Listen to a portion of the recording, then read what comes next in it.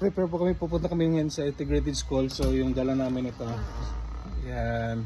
So school supply yung laman ng aming box ngayon. So pupunta kami ng school, pamimigay namin yung school supplies sa isang school. So ito na, ready na.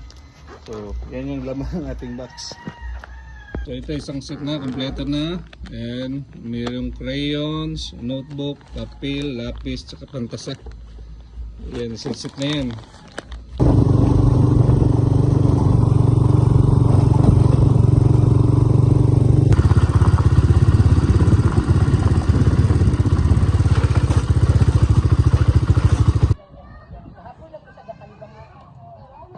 And okay.